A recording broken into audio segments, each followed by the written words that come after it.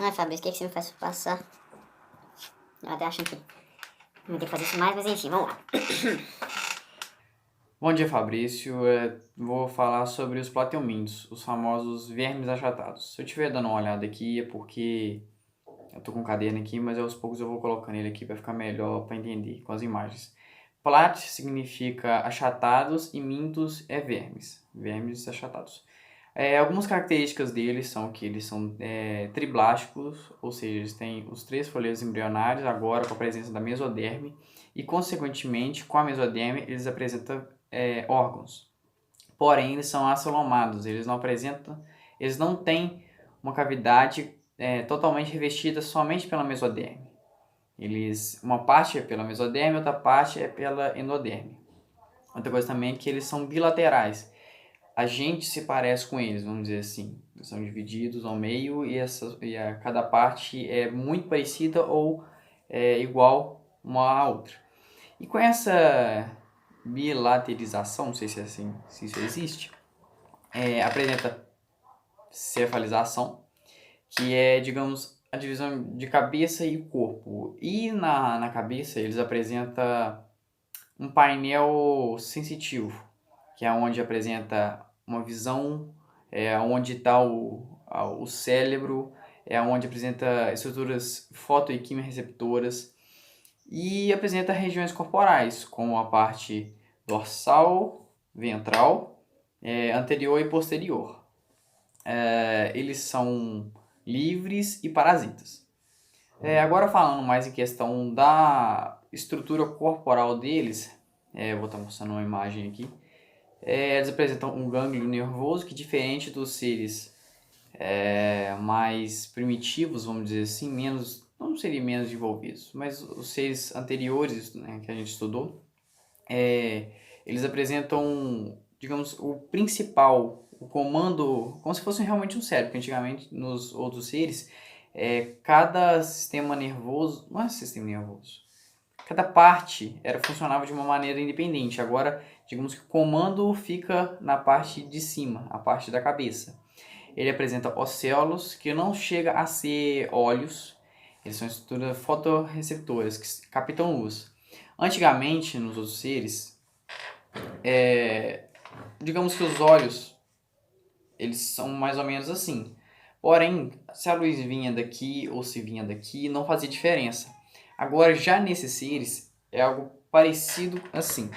Se a luz bate aqui,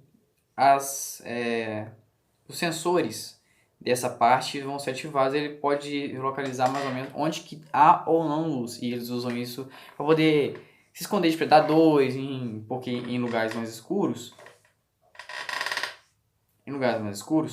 é mais difícil de predadores poder encontrá-los.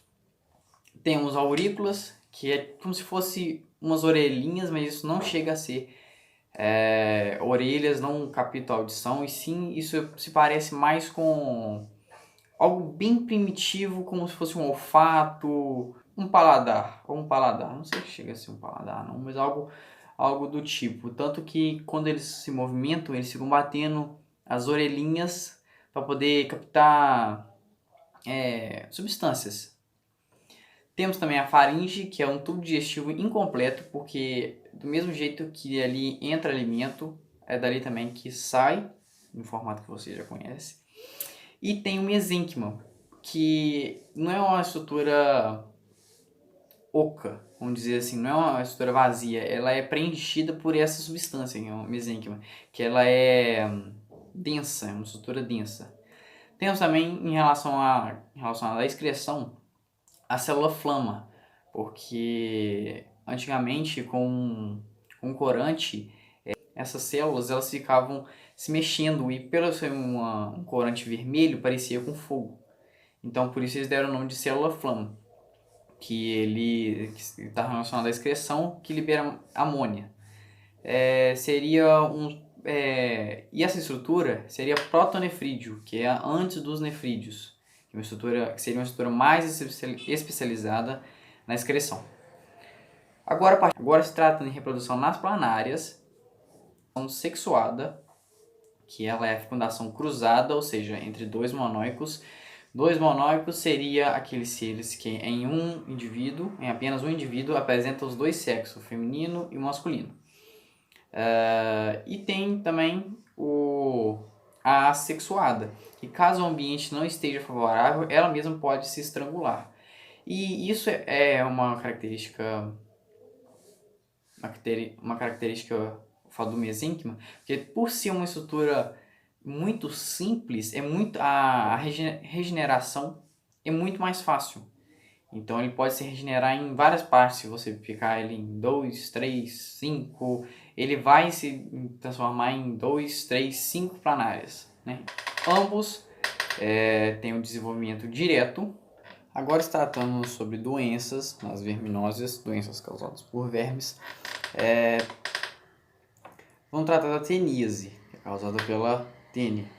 Temos duas mais comuns, a tênia sólio, na qual o hospedeiro intermediário é o porco, e a tênia saginata, que é aquela no qual o hospedeiro intermediário é o boi. A diferença entre elas é que, apesar de ambas apresentarem algumas ventosas, a tênia sólio ela apresenta umas garrinhas para poder se fixar melhor na parede do estômago, porque no intestino, perdão, na parede do intestino.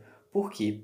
O intestino ele apresenta alguns movimentos peristálticos, então para ela não se deixar levar, ela apresenta essas estruturas para poder se fixar melhor.